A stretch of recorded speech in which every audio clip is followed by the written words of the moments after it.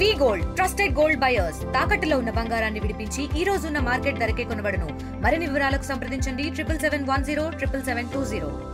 కడప జిల్లాలో జరుగుతున్నటువంటి ఉప ఎన్నికల్లో పులివెందుల జెడ్పీటీసీ అభ్యర్థిగా వివేక హత్య కేసులో ఉన్నటువంటి A2 నిందితుడైనటువంటి సునీల్ యాదవ్ బరిలోకి దిగడం జరిగింది. దీంతో ఒక రకంగా జిల్లా వ్యాప్తంగా కూడా ఒక రకంగా చర్చకు దారితీస్తుంది. ఏదైతే సునీల్ యాదవ్ పోటీ చేయడం కూడా ఒక రకంగా వైసీపీ వర్గాలు కావచ్చు, అటు టీడీపీ వర్గాల్లో కూడా కొంత చర్చకు దారితీస్తుంది. ఈ నేపథ్యంలో మనతో పాటు సునీల్ యాదవ్ గారు ఉన్నారు. ఆయన అడిగి తెలుసుకునే ప్రయత్నం. సునీల్ యాదవ్, అసలు ఎందుకు మీరు జెడ్పీటీసీగా పోటీ చేయాలన్న కాన్సెప్ట్ ఎందుకు వచ్చింది అసలు మీకు?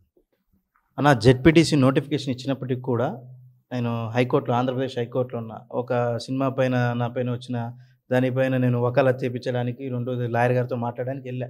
సడన్గా నాకు ఒకసారి మెసేజ్ వచ్చింది. ఏమని? వైసీపీ నోటిఫికేషన్, జెడ్పీటీసీ నోటిఫికేషన్ వచ్చింది, దీనికి వైసీపీ తరఫున పార్టీని ఒక మనిషిని డిసైడ్ చేశారని చెప్పేసి. ఆ మనిషి తీరా చూస్తే మహేశ్వర్ రెడ్డి అన్న కుటుంబం నుండి వచ్చింది.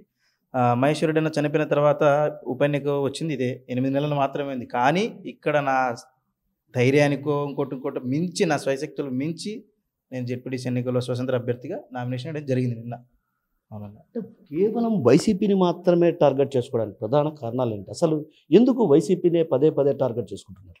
నేను వైసీపీ ద్వారా నష్టపోయిన వ్యక్తిని కాబట్టి, వైసీపీకి ఒక కార్యకర్త తలుచుకుంటే, నష్టపోయిన వ్యక్తి తలుచుకుంటే ఏం జరుగుతుంది?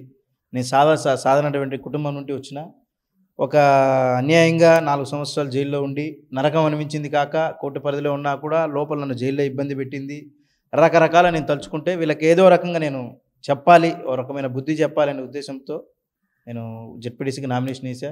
ఓటమి గెలుపనేది అది నేను ఆలోచించలేదు, దేవుని నిర్ణయం అదన్న. అంటే ప్రధానంగా నేను ఏమంటున్నానంటే, వైసీపీ మీకు చేసినటువంటి అన్యాయం ఏంటి? అసలు మీ తమ్ముడు కావచ్చు, మీరు కావచ్చు, గతంలో సోషల్ మీడియాలో కూడా పనిచేశారన్నటువంటి భావన కూడా వినిపిస్తుంది. సో ఏంటి అన్యాయం జరిగింది మీకు అసలు? అన్న, కనీసం సీఎం రిలీఫ్ ఫండ్ పెట్టుకొని ఈయన నోచం మాకు ఇచ్చిండు ఆయన. అంటే దాన్ని ఒకవేళ సీఎం రిలీఫ్ ఫండ్ ఇస్తే మీరు వైసీపీ పార్టీ వస్తుంది. మరి మేము ఇన్ని రోజులు పనిచేసిన స్వశక్తులకు కాంగ్రెస్ నుండి, వైసీపీ నుండి ఒకసారి పూర్వం మీరు ఎక్కడ ఎంక్వైరీ చేసుకున్నా మాది వైఎస్ఆర్సీపీ కుటుంబమే అని చెప్పి ఎవరైనా అంటారు. కానీ ఆ కుటుంబం వల్లే, ఆ పార్టీ వల్లే నష్టపోయిన వ్యక్తులు మేము. మీరు నడుపుకోమన్నారు కదా, ఆ నడుపుకోవడం ఏందో నేను చూపిస్తాను అన్న. ప్రతి దానికి ఈ ఎలక్షనే కాదు, ఏ ఎలక్షన్ అయినా నేను బయట ఉన్నంతకాలం, బతుకున్నంతకాలం దీనికి ఏదో ఒకటి నేను వేస్తూనే ఉంటాను. ఎందుకంటే ఓటు హక్కు ఉన్నది వినియోగించుకోవడం, ఎవడైనా రాజ్యాంగం నిలబడచ్చు అని చెప్పి రాజ్యాంగం చెప్పింది. నిన్న ఒక ఛానల్లో హంతకుడు అంటున్నారు. హంతకుడు అని చేసిన దానికి, హంతకుడు అని అనడానికి వీళ్ళకి ఎవరు రైట్ ఇచ్చారు? ఫ్యాషన్ అంటుండ్రు. రాజకీయాల్లో నిలబడడం ఫ్యాషను. ముందు పూర్వంలో జేబీఎం పార్టీ తరఫున దస్తగిరి నిలబడ్డాడు. ఇప్పుడు స్వతంత్ర అభ్యర్థిగా సునీల్ యాదవ్ ఫేమ్ కోసం తనకలాడుతున్నాడు అని చెప్పి ఒక ఛానల్లో ఒక అన్నాడు. ఆ అన్నకు నేను ఒకటే చెప్పదలుచుకున్నా, ఆ ఛానల్కి కూడా ఒకటే చెప్పదలుచుకున్నా, నేను హంతకుడు అని నిర్ణయించడానికి మీరు న్యాయస్థానం కాదు. అది ఇంకా కేసు ఎంక్వైరీ విచారణ జరుగుతుంది. ఆ విచారణ జరిగినప్పుడు నేను హంతకుడు అన్నప్పుడు నువ్వు హంతకుడు కాకుండా ఏమైనా వేసుకో టైటిల్, అది కోర్టు నిర్ణయిస్తుంది. కోర్టు పరిధిలో ఉన్నది ఇలా హంతకుడు ఇంకోటి అంటే నేను ఖచ్చితంగా కోర్టులో డిఫార్మేషన్ కేసు వేయడం అయితే జరుగుతుంది. ఈ విచారణ దశలో ఉండేదాన్ని అసలు వివేకానందుడి సార్ హత్య కేసులో ఉన్నటువంటి వాళ్ళని టార్గెట్ ఒక ఛానల్ మరి వర్గం వెనకాల నడిపిస్తుందా, ఇంకోటి నడిపిస్తుందా నాకైతే తెలియదు. నేనైతే అన్నకు కాల్ చేసి చెప్పా, అన్న ఇది కరెక్ట్ కాదు, హంతకుడు నువ్వు ఏ విధంగా అంటావు, ఎలా డిసైడ్ చేస్తావు అని అడిగిన. అది వీడియో కూడా ఆపించడం జరిగింది ఆ ఛానల్లో. అదన్న విషయం. ఒక చోట ఎవరైనా సరే ఒక చోట వాళ్ళ దృష్టిలో అంటే ఒక రకంగా వైఎస్ ఫ్యామిలీ అంటే చాలా గొప్ప ఫ్యామిలీ అని మీరు ఇంతకుముందు నాకు ఇచ్చిన ఇంటర్వ్యూలో కూడా చెప్పారు. వైఎస్ వివేకం సార్ కావచ్చు, అదేవిధంగా వైఎస్ రాజశేఖర్ రెడ్డి గారు కూడా పుణ్యమాని మేము డెవలప్ కూడా మీరు. అయితే నేనేమంటున్నానంటే ఇక్కడ ప్రధానంగా ఎందుకు ఈ అవినాష్ రెడ్డి కావచ్చు, ఇతర వర్గాలను కూడా ఎందుకు మీరు వ్యతిరేకిస్తూ వస్తున్నారు మొదటి నుంచి? అంటే కేవలం ఒక వివేక హత్య కేసుకు సంబంధించిన ప్రధాన కారణం అక్కడ లోపల నేను ఎక్కడ ఇబ్బందికరం ఎక్కడ ఫీల్ అయినా కూడా చెప్తా చూడండి. నేను లోపల ఉన్నప్పుడు బయట వచ్చినప్పుడు వాళ్ళు అడిగారు నన్ను, ఏమైంది ఎక్కడైంది అని చెప్తే, నువ్వు ఎందుకు పిటిషన్ చేసినావు అంటే, గొల్లోడు మాదిరి ఉండాలని చెప్పి నా కులాన్ని నుంచి నాకు నచ్చలే. రెండోది అణిగిమణిగి కూర్చో అని చెప్పడం నాకు నచ్చలే. ఇప్పుడు నన్ను ఇబ్బందికరంగా మాట్లాడడం నాకు నచ్చలే. పోలీసు వాళ్ళు చెంచలగూడ జైలు అధికారులతో నన్ను ఇబ్బంది పెట్టడం నచ్చలే. నాకు రకరకాల ఇబ్బందులు గురి చేశారు. దేవుడి దయ, తెలంగాణ హైకోర్టు ఆశీర్వాదంతో నేను బయటకు వచ్చిన. అది నేను ఏదైనా రూల్స్ అగైనెస్ట్ చేస్తే నేను ఇబ్బంది పడతాననే ఉద్దేశంతో నేను ఎక్కడ రూల్ చేయలే. వీళ్ళ పెత్తనాలు నా మీద చేయడం కరెక్ట్ కాదు. ఎందుకంటే నేను వైఎస్ వివేకానంద రెడ్డి సార్ దగ్గర మెలిగినోని, నేను అవినాష్ రెడ్డి గారి దగ్గర, భాస్కర్ రెడ్డి సార్ దగ్గర నేను లేను. నా వాస్తవం లేను. నాకు జరిగిన అన్యాయాన్ని కోర్టులో కాదు ఎక్కడైనా ఫైట్ చేయగలుగుతాను. నా దగ్గర స్వశక్తి, నా దగ్గర డబ్బు లేదనుకో, లీగల్ లాయర్ దగ్గర నా దగ్గర డబ్బు లేదు. మొన్న ఒక అడ్వకేట్ గారిని పోయి కలిశాను. ఆ అడ్వకేట్ గారి పుణ్యమని చెప్పి నాకు డబ్బు అవసరం లేదు, నీకు జరిగింది అన్యాయం, నేను వాదిస్తాను ఈ కేసు అని చెప్పి టేకప్ చేసి ముందుకెళ్తున్నా కూడా తొందరలో తెలుస్తుంది ఆ అడ్వకేట్ ఎవరు ఏంటి అనేది ముందుకు తెలియజేస్తుంది. అయితే కోర్టులో ఆగదు, ఇక్కడ ఆగదు, ఎక్కడ ఆగదు. అంటే మీరు ఇప్పటికే నాకు ఇచ్చినటువంటి ఇంటర్వ్యూలో కూడా ఒక చిన్న మాట చెప్పడం జరిగింది, నాకు మీద రెక్కి నిర్వహించారు, నేను ఎక్కడికి వెళ్తే అక్కడికి వచ్చారు అన్నటువంటి భావన వ్యక్తం చేశారు. ఇప్పుడు మీరు జెడ్పీటీసీగా పోటీ చేస్తున్నారు. జెడ్పీటీసీగా పోటీ చేస్తే ఇంకా రెక్కి ఎక్కువయ్యే అవకాశాలు ఉన్నాయి కదా, ఎందుకంటే వాళ్ళ కుటుంబం సంబంధించినటువంటి వ్యక్తులు పెట్టినటువంటి అభ్యర్థి కాబట్టి కొంత మీకు ఇబ్బందికరమైన పరిస్థితులు ఏమన్నా ఉండే అవకాశం ఉందా? జెడ్పీటీసీ ఎన్నిక నా అభ్యర్థి కాకముందే వీళ్ళు రెక్కి నిర్వహించి చేసినారన్న. ఇప్పుడు చేయడానికి గ్యారెంటీ ఏముంది? నేను ఒకటే నమ్ముకున్నా, చెప్తున్నా కదన్నా, నాకు ఏం జరిగినా వైఎస్ అవినాష్ రెడ్డి గారు, భాస్కర్ రెడ్డి గారు వీళ్ళే అని చెప్పేసి, ఆ పార్టీ వాళ్ళని చెప్పేసి నేను ముందే చెప్పేసిన, ముందే ప్రకటించేసిన, ముందే చెప్పేసిన జనాలకు, నాకేం జరిగినా వాళ్ళే పూచి.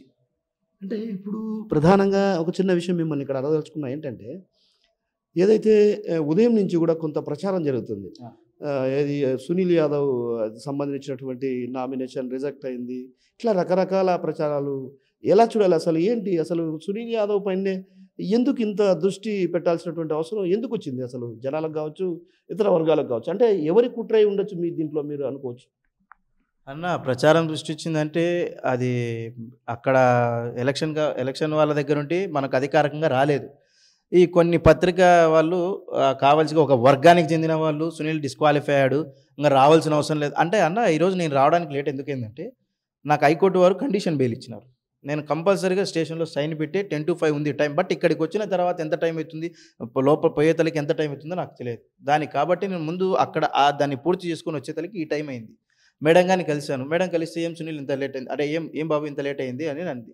ఒంటిమిట్టనంటే కాదు జెడ్పీ పులివెందుల మేడం అంటే, సరే స్క్రూటినీ అయిపోయింది నాన్న, నేను చూస్తానని చెప్పి ఫోన్ చెప్పి మేడం అయితే నాకు చెప్పడం జరిగింది. డిస్క్వాలిఫై వీళ్ళే నిర్ణయించేసినారు, ఒక వర్గం వాళ్ళు, ఎలక్షన్ వాళ్ళు, నాకు ఎలక్షన్ కమిషన్ వాళ్ళు ఎవరు నిర్ణయించలే.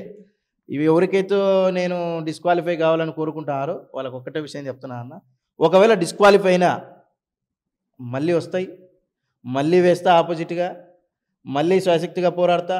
సరే మనకు పోరాడాలంటే రాజకీయాలు అవసరం లేదన్న, నువ్వు చేసే పనులు ఆడ అక్రమాలు ఏమేమి ఉన్నాయి దానికి పోయి మనం పోయి పెట్టి దాన్ని లేవెత్తితే ప్రతి అంశం నాకు ఉపయోగపడే అంశం అవుతుంది, దానికి పెట్టుకొని ఉండాలి. అంటే ఎవరై ఉండవచ్చు ప్రధానంగా మీ మీద ఇంత టార్గెట్? అంటే ఒక రకంగా సునీల్ యాదవ్ పోటీ అంటే సునీల్ యాదవ్ సాదాసీదా వ్యక్తి, అందులోనూ వివేక హత్య కేసులో నిందితుడు మాత్రమే, ఆయనేం ముద్దాయం కాదు ఇక్కడ అన్నటువంటి ముద్దాయిని ఎవరు నిర్ణయిస్తారు? న్యాయస్థానాలు నిర్ణయిస్తాయి. ఇంకా మీరు ఇప్పుడు అనుమానాస్పదంగా మిమ్మల్ని అదుపులోకి తీసుకొని విచారించినటువంటి క్రమం. నేను ఇక్కడ ఏమంటున్నాను అంటే, ప్రధానంగా స్పష్టంగా ఏంటంటే కేవలం మీరు నిందితుడు మాత్రమే. అలాంటప్పుడు మీ మీద ఇంతగా అంటే ఒక రకంగా టీడీపీ లేకుంటే వైసీపీకి సంబంధించినటువంటి వాళ్ళు చేస్తున్నటువంటి ఎత్తుగడల్లో భాగమే అనుకోవచ్చా? అన్నా మీరు టీడీపీ అన్నారు, ఈ కూటమి ప్రభుత్వం ద్వారా నాకు పోలీస్ స్టేషన్లో న్యాయం జరిగింది, నేను పెట్టిన కేసులో న్యాయం ఉందని వాళ్ళు ఎఫ్ఐఆర్ చేసి కోర్టుకు పెట్టడం జరిగింది. నేను ఈ కూటమి ప్రభుత్వంతో నష్టపోయిన వ్యక్తిని కాదు, ఉన్న వాస్తవం. అంటే ఇప్పుడు గవర్నమెంట్ ఉంది కదా, నేను అట్లా ఆలోచించలేదు. ఈ కూటమి ప్రభుత్వం ద్వారా ఎఫ్ఐఆర్ నా స్టేషన్లో పోయి నా బాధని చెప్పుకుంటే, మొరపెట్టుకుంటే వాళ్ళు విచారణలో తేలి నిజం అనుకొని కట్టిన రోజులు ఉన్నాయి. అందుకు కాబట్టి నేను టీడీపీ మీద పోటీ ఏం లేదు, నేను ఏ పోటీ ఏం లేదు. నేను ఇక్కడ నామినేషన్ వేయడం ఓన్లీ వైసీపీ పార్టీకి మాత్రమే, మహేశ్వరుడు అన్న కుటుంబానికి కూడా కాదు, వైసీపీకి మాత్రమే. వైసీపీ ఉంది కాబట్టి నేనున్నా అక్కడ, అంతే, వేరేదేం లేదన్న. అంటే నేనేమంటానంటే, ఇంతగా టార్గెట్ చేసుకోవాల్సిన సునీల్ యాదవ్ను అసలు ఒక రకంగా నామినేషనే తిరస్కరణకు గురైంది అన్నటువంటి ఒక బలమైన వాదన ఉదయం నుంచి చక్కర్లు కొడుతుంది కదా. అంటే ఇంతగా, అంటే కూటమి ప్రభుత్వం అధికారంలో ఉన్నప్పుడు ఇంతగా ప్రచారం చేయాల్సినటువంటి అవసరం ఎవరికి ఉంటుంది ప్రధానంగా? ఆ వర్గానికి నేను ఒకటే చెప్తున్నా, మీ రాజ్యాలు పోయినాయి, మీరు ఇంకా ఆపుకొని అన్నీ సర్దుకొని మూటాముల్లా సర్దుకొని మీరు చేసిన తప్పులను పోయి వెంకటేశ్వర స్వామినికో లేదా ఆ కాణిపాకం స్వామి దగ్గరకో పోయి మొరబెట్టుకుంటే కానీ మీరు చేసిన తప్పులను క్షమించే వాళ్ళు ఎవరూ లేరు. మీ రాజ్యం పోయింది, ఇది వేరే రాజ్యం, ఇది కూటమి రాజ్యం. ఇంకా దీంట్లో కూడా మా పెత్తనాలు సాగుతాయి, మేము వేరే సునీల్ యాదవ్ని భయపడేయండి అన్న. నా వయసు 28-29 సంవత్సరాలు, నా మీద ఎందుకు మరి ఇంత కంకణం కట్టుకొని కూర్చున్నారో నాకు అర్థం కావట్లేదు. నేను అంటున్నా అన్న, మరి నా మీద ఎందుకు ఇంత కంకణం కట్టుకొని వీళ్ళు భీష్మించుకొని కూర్చున్నారో నాకు అర్థం కావట్లేదు. వాళ్ళకి ఒకటే చెప్తున్నా, మీరు నా దగ్గర తప్పులు ఎత్తికే బదులు మీ ఛానల్కి పిలుచు, మీ డిబేట్కే పిలుచు, నేను వస్తా. నేను అడిగే క్వశ్చన్స్కి మీరు తలకాయ ఆడబెట్టుకుంటారో తర్వాత మాట్లాడు. ఎవరైనా సరే నన్ను ఎవడైనా కానీ మాట్లాడే వాళ్ళకు నేను ఒక్కటే, నువ్వు సవాల్ అనుకో ఏమన్నా అనుకో అన్న, ఎక్కడో కూర్చొని ఎక్కడొక్కడో మాట్లాడడం కాదు. నేను వస్తా, మీరు ఆడుకో చెప్పు, నేను వస్తా. లేదంటే మీరే మీ ఛానల్ ద్వారా వచ్చి మాట్లాడడము, లేదంటే కూర్చోబెట్టి మాట్లాడము, డిబేట్ పెట్టమని చెప్పండి. లైవ్ నేను అడిగే క్వశ్చన్ వివేకానంద సార్ హత్య కేసు గురించి ఉండి, అంటే కోర్టు పరిధిలో ఉన్న అంశాలు దాటి నేను రాను, పరిధి దాటి రాను. నేను అడిగే క్వశ్చన్స్కి ఎవరైతే ఇప్పుడు రెక్కి నిర్వహించి వాళ్ళంతా ఎవరైతే చేస్తున్నారో, నేను అడిగే 4 క్వశ్చన్లు అడుగుతా. ఆ క్వశ్చన్లకు వాళ్ళ సమాధానం ఇస్తే అన్న ఆ రోజు కూర్చున్నప్పుడు వస్తాయన్న. ఆర్టీవీ ద్వారా చెప్పండి, ఒకవేళ ధైర్యం ఉంటే వాళ్ళు వస్తారు కదా. సార్ బతుకుంటే లాభపడే వ్యక్తుల మేము, సార్ చనిపోతే లాభపడే వ్యక్తులు ఎవరు? ఒక క్వశ్చన్ అర్థమైందా అన్న? ఒకవేళ మా సార్ ఎంపీ అయితే బాగుపడే వ్యక్తులు ఎవరు? మీరు ఎంపీ అయితే బాగుపడిన వ్యక్తులు ఎవరు అన్న? దీనికి సమాధానం వాళ్ళని చెప్పండి. ఎవరినైనా సరే నేను అడిగిన క్వశ్చన్ మీకు అర్థమవుతుంది, పాయింట్ ఆఫ్ వ్యూలో అర్థమైందా? మీరు పులివెందుల మండలంలో చేసిన దోపిడీలు ఎవరు? అట్టికాయల లారీల దగ్గర నుండి, ఫెన్షన్ కాడ నుండి, సచివాలయం పేర్ల కాడ నుండి, బిల్డింగ్ల పేర్ల కాడ నుండి మీరు చేసిన అక్రమాలు, భూ కబ్జాలు అన్నీ బయటకు వస్తున్నాయి ఒక్కొక్కటి. ఇప్పుడు ఈ మధ్యలో లిక్కర్ స్కామ్ కేసు ఒక్కొక్కటి బయటకు వస్తుంది. నీ పార్టీలోనే నష్టపోయిన వ్యక్తి ఫస్ట్ నుండి వీర విధేయుడిగా పనిచేసినటువంటి విజయసాయిరెడ్డి గారితో సహా, నేనంటే నా స్థాయి లేదనుకో, విజయసాయిరెడ్డి గారు అంటే చార్టెడ్ అకౌంట్ దగ్గర 2,000 మందికి ఉపాధి కల్పించినటువంటి వ్యక్తి విజయసాయిరెడ్డి గారు. విజయసాయిరెడ్డి గారే చెప్పారు, మీరు చూసింటారు వీడియోలో అయినా ఇదైనా. అటువంటి వ్యక్తులకే అన్యాయం జరిగినప్పుడు మా లాంటి బీదోళ్లకు, పేదవాళ్లకు, మధ్యతరగతి కుటుంబాలకు మీరు అన్యాయం చేయలేదని సునీల్, ఒక చిన్న విషయం నేను ఇక్కడ అడగదలుచుకున్నా. ఇప్పుడు మీరు ప్రచారం చేస్తుంటారు, వైసీపీకి సంబంధించినటువంటి అనుచర వర్గాలు ఎక్కడైనా మీ పైన దాడి చేయడానికి ప్రయత్నాలు చేస్తాయి. ప్రొటెక్షన్ ఏంటి అసలు? అన్న ప్రొటెక్షన్ అన్నది అది పోలీసు వారి శాఖ పరిధిలో ఉంటుంది. నేనైతే చాలాసార్లు మొరపెట్టుకున్నా, ఎస్పీ గారికి మొరపెట్టుకున్నా. టౌన్లో కూడా అందరికీ తెలుసు. అందరికీ మన రెక్కి నిర్వహించినప్పటి నుండి కూడా నా జాగ్రత్తలో నేనున్నా. పర్సనల్గా నా మనుషులు అంటే నా తోడు బంధువులు, వాళ్ళు నా స్నేహితులతోనే నేను తిరుగుతున్నా. అయినా నేను తిరగనన్నా. నేను కడపకు వచ్చా. ఇప్పుడు ఏ రూట్లో పోతానో కూడా ఎవరికి తెలియదు. అలాంటి సెక్యూర్ పర్పస్లో నేనున్నా. మరి వాళ్ళు సెక్యూర్ ఇస్తారా అయ్యారు అనేది వాళ్ళ ఇష్టం. ఎందుకంటే వాళ్ళకు ఒక ఇంటెలిజెన్స్ ఇంకోటి ఉంటుంది అని అంటారు. వాళ్ళ దృష్టిలో ఏముందో నాకు తెలియదు అన్న. నేనైతే అడిగాను, 3 times అడిగాను. ఇంకా దాని గురించి నేనైతే ఏం చెప్పదలుచుకోలేదు. ఇంకా వీళ్ళదే అన్న. అంతే కాదు, ఒక చిన్న విషయం ఇక్కడ నిన్ను అడగదలుచుకునింది. వివేకం సార్తో అంత సన్నిహితంగా ఉన్నారు, మరి అక్కడ మీరు అరాచకాలు జరిగాయి అంటున్నారు. ఏది అక్కడ అరటి పండ్ల వ్యాపారం కావచ్చు, ఇతరత్ర వ్యాపారాల్లో భారీ స్థాయిలో అరాచకాలు జరిగాయి అంటున్నారు. ఎప్పుడైనా ఈ వ్యవహారం పైన కానీ వివేకం సారు ఎప్పుడైనా ఎవరినైనా మందలించిన సందర్భాలు ఉన్నాయా అన్న? ఇప్పుడు 4 సంవత్సరాలు నేను జైల్లో ఉన్నా. 4 సంవత్సరాల్లో దొరలుగడి పరిపాలన జరిపించినటువంటి ప్రభుత్వం పోయింది. ఆ ప్రభుత్వంలో డబ్బులు వసూలు చేసినది అట్టి పనుల లారీల దగ్గర నుండి ఇసుక లారీల వరకు, కాంట్రాక్టర్ల వరకు. అన్న నిన్న ఒకటి కాంట్రాక్టర్లు మిమ్మల్ని నమ్ముకొని రోడ్డు పాలైతే మీరేమో ఎక్కడో ఏసీలలో బంగ్లాలో కూర్చొని ఆ కాంట్రాక్టర్లకు డబ్బులు లేకపోవడం, ఆ బిల్లులు ఆగిపోవడం, మీరు చెప్పిన వాళ్ళు ఇప్పటికి కూడా ఆ కార్యకర్తలు కొంతమంది అయితే ఆత్మహత్యలు చేసుకొని చచ్చిపోయినటువంటి కుటుంబాలు ఉన్నాయి అన్న. ఇప్పుడు నేను బయటకు వచ్చిన దగ్గర నుండి నాకు తెలిసిన వ్యక్తిత్వం ఏంటంటే మినిమం అంటే పులివెందుల నియోజకవర్గంలో నష్టపోయిన కుటుంబాలు చాలా ఉన్నాయి. అంటే చిరు వ్యాపారుల దగ్గర కూడా ఏదో డబ్బులు వసూలు చేస్తారనేది ఒక ప్రచారం ఉంది. నిజమే కాదు, అది సత్యం, అక్షర సత్యం. ప్రచారం కాదు, అది అక్షర సత్యం. చిన్న వ్యాపారం దగ్గర కూడా ఎవరైనా మాకు కట్టాల్సిందే. మాకు ఎంత వసూలు చేస్తా ఉండొచ్చు అన్న? 5,000. ఇప్పుడు అట్టిపల్లి లారీని 5,000 అని అన్నారు. మరి చితక వ్యాపారస్తుల దగ్గర ఎంత తీసుకుంటున్నారో తెలియదు. మరి అంటే ఇలాంటి వ్యవస్థ ఒకవైపు ఉంటే ప్రజలు ఎందుకు ఇంకా వాళ్ళనే నమ్ముతారు? అసలు ఏంటి అసలు ప్రజలు నమ్ముతున్నారు అంటే, ఒకసారి ఛాన్స్ అన్నారు, ఛాన్స్ ఇచ్చినారు, చూసేసినారు. ఇంకా రెండో ఛాన్స్ ఉంది 2029లో. అప్పుడు ఇంకా మరి ఇంకా గట్టిగా దెబ్బ పడచ్చేమో అని నేను అనుకుంటున్నాను. అంటే పులివెందుల ప్రాంత ప్రజలు ఎప్పుడు కూడా వైఎస్ కుటుంబాన్ని ఆదరిస్తారు, ఇన్నేళ్లుగా ఆదరిస్తున్నారు. ఒక రకంగా యురేనియం ప్రాజెక్ట్ అక్కడ ఏర్పాటు కావడాన్ని తీవ్రమైనటువంటి వ్యతిరేకత ఉన్నప్పటికీ కూడా మళ్ళీ అదే కుటుంబాన్ని ఆదరిస్తున్నటువంటి విషయం మనం చూస్తూనే ఉన్నాం. దాదాపు దశాబ్దాల కాలంగా వాళ్ళ కుటుంబమే అక్కడ రాజ్యం వెళ్తున్నటువంటి పరిస్థితి. ఇలాంటి పరిస్థితి నేపథ్యంలో ఇప్పటికే తెలుగుదేశం వాళ్ళు ఏమంటున్నారంటే వైనాట్ పులివెందుల అనే స్థాయికి వెళ్ళిపోయింది. అంటే నేనేమంటే ఆ స్థాయిలో జరిగే అవకాశాలు ఉన్నాయా? పులివెందుల్లో కూడా టీడీపీ గెలిచే అవకాశాలు ఉండే పరిస్థితి వస్తుందా?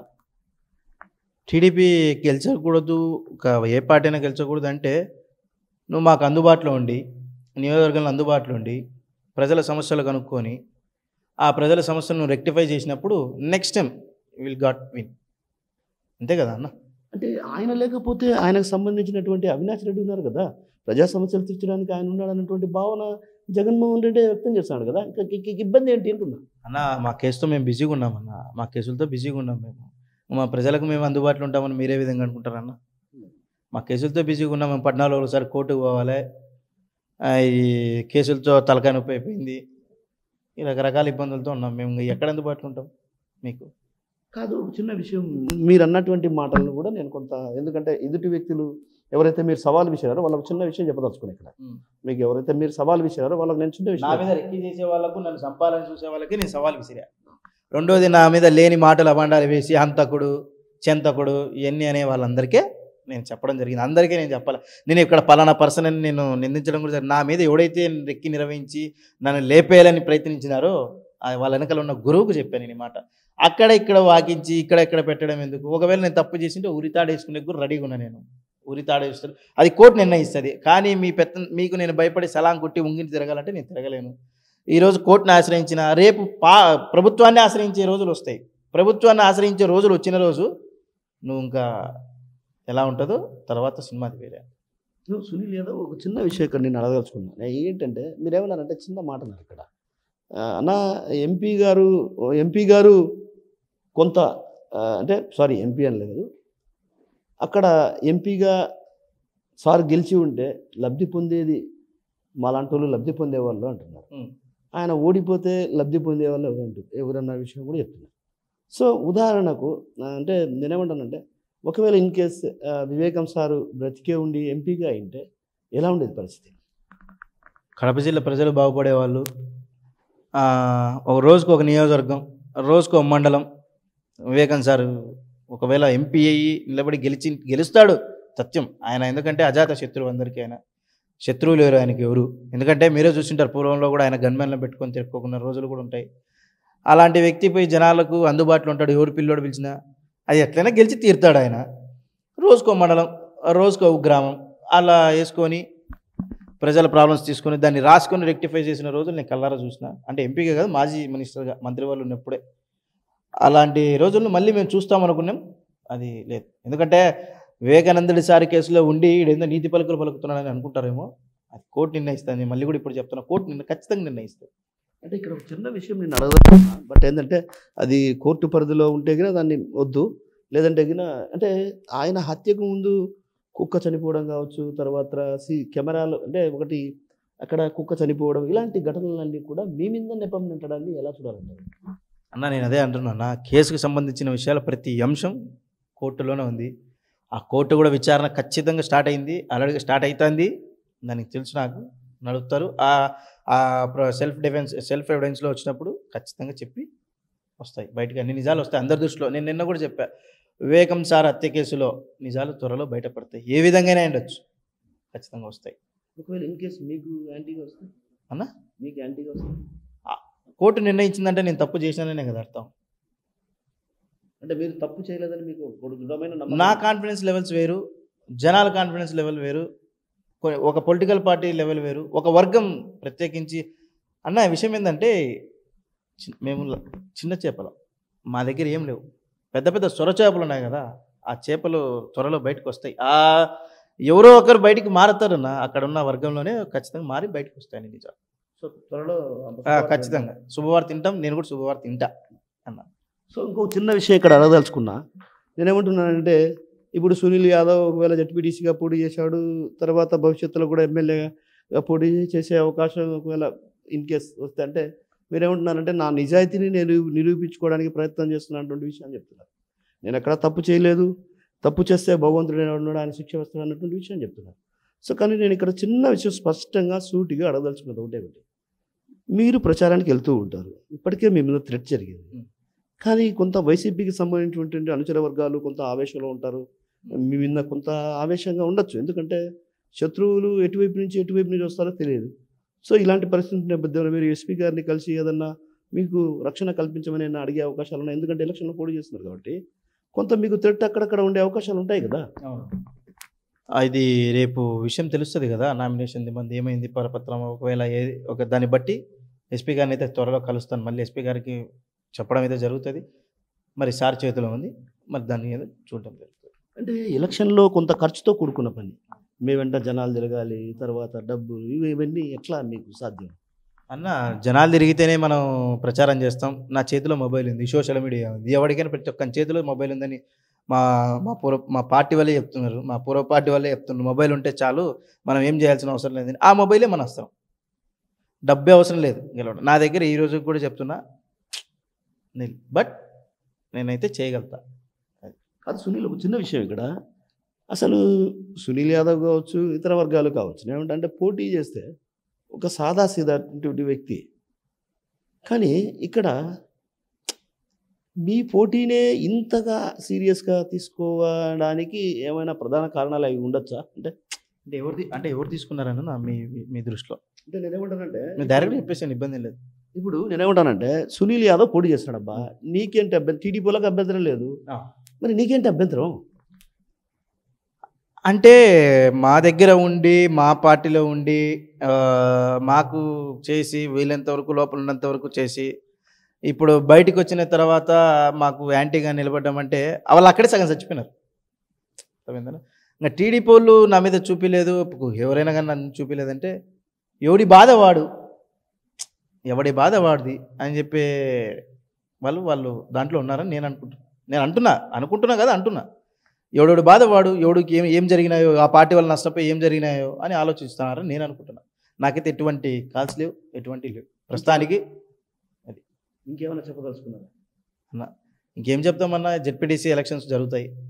ఒకవేళ నేను డిస్క్వాలిఫై అయినా అనుకో, వాళ్ళ సంతోషపడి పటాకులు పేల్చుకోమని చెప్పండి. క్వాలిఫై అయినాను అనుకో, నేను పేల్చే రోజులు వస్తాయి. నేను కోడి గెలుస్తానే కాదు, నిలబడ్డా మనం సక్సెస్ అయ్యాము, ఒక మెట్టు ఎక్కామని నేను ఆనందపడతాను. అదన్న విషయం. అయితే చూసి ఇదే ఫస్ట్ మనం ఎవడైనా సరే వైఎస్ఆర్సీపీ కుటుంబాల వల్ల, వైఎస్ఆర్సీపీ పార్టీ వల్ల నష్టపోయిన కుటుంబాలు ఒక్కసారి ఆలోచించాలి. నాకేని కాదు, అక్కడ మాత్రం వద్దు అనే చెప్తాను. ఒక్కసారి అవకాశం ఇవ్వండి. పార్టీకి ఇచ్చారు, కొంచెం సుపరిపాలన జరుగుతుంది, వాళ్ళకి నేను చెప్తాను. కాదు సునీల్, ఇప్పుడు స్క్రూటినీలో అంతా బాగానే ఉంది. అంటే ఇంకా 2-3 రోజుల్లో దీనిపైన కూడా రకంగా ఆల్ పార్టీస్తో కూడా చర్చిస్తారు. అప్పుడు ఏదైనా ఒక పార్టీ వాళ్ళు సునీల్ అనర్హుడు, ఇదో ఈ విధంగా ఉందని ఒక అంశాన్ని లేవనెత్తారనుకోండి, ఎలా ఎదుర్కొంటారు? నా కేసు నెంబర్తో సహా, నా పూర్తి డీటెయిల్స్తో సహా, నేను ఏమనేది నేను పూర్తి అన్నీ ఇలానే ఉంటాయని చెప్పేసి నేను ఒకసారి ఆలోచించి, నాకు మొదటిసారి అయినా ఆలోచించి అన్నీ పొందుపరిచిన తర్వాతే నేను ముందుకు వచ్చినా. నా కేసు నెంబర్తో సహా నేను వేసిన, నా కేసు నెంబర్ వేసిన, నేను చెప్పిన పలానా కేసు అని కూడా చెప్పిన ఎలక్షన్ కమిషన్కు. సరే అని కూడా అన్నారు, అది స్క్రూటినీలోనో లేదంటే వెరిఫైలోనో అయిపోతుంది అని చెప్పడం జరిగింది. నేను చెప్పాను కదన్నా, ఒకవేళ డిస్క్వాలిఫై అయిందనుకో, మీరు పటాకులు పిలుచుకోండి, క్రాకర్స్ పిలుచుకోండి. అంటే నేను గెలుస్తానని కాదు, కొంచెం సాటిస్ఫాక్షన్ వస్తుంది. వాళ్ళు ఓకే అక్కడ వెనక్కి వచ్చినాడు కదా అని నేను అనుకుంటా, తొలిమెట్టు ఎక్కినారా బాబు అని చెప్పి అనుకుంటాను. Thank you. ఓకే.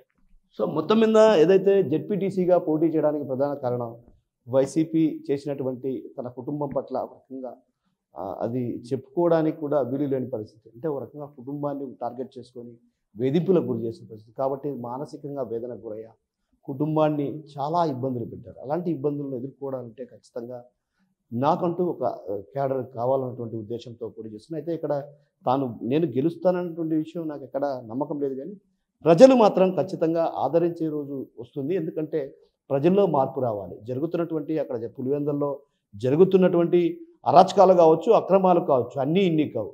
వివేకం సాగిన బ్రతికుంటే మాత్రం ఏదైతే స్వరాజ్యమైనటువంటి పాలన సాగేది, అలాంటి పాలన అంతమొందించేందుకే కుట్రలు జరిగాయి. ఆ కుట్రల్లో భాగంగానే ఈ విధంగా జరిగింది. అయితే రాబోయే రోజుల్లో ఖచ్చితంగా జగన్కు గుణపాఠం చెప్పే రోజులు త్వరలోనే ఉన్నాయి. ఎందుకంటే ప్రజల్లో కూడా మార్పు వస్తుందన్నటువంటి విషయాన్ని మనతో పాటున్నటువంటి సునీల్ యాదవ్ చెప్తున్నారు. కెమెరా సారితో కిషోర్, RTV, కడప నుంచి. తెలుగులో న్యూస్ కి ఫాస్టెస్ట్ యాప్ ఇప్పుడు టోటల్లీ న్యూ అవతార్లో జస్ట్ 5 సెకండ్స్ లో కంప్లీట్ న్యూస్. సోషల్ మీడియాలో ట్రెండ్స్ కి one stop solution live TV app voice search option తో ఇప్పుడే డౌన్లోడ్ చేయండి లేదా అప్డేట్ అయిపోండి. యాప్ లింక్ డిస్క్రిప్షన్ లో ఉంది.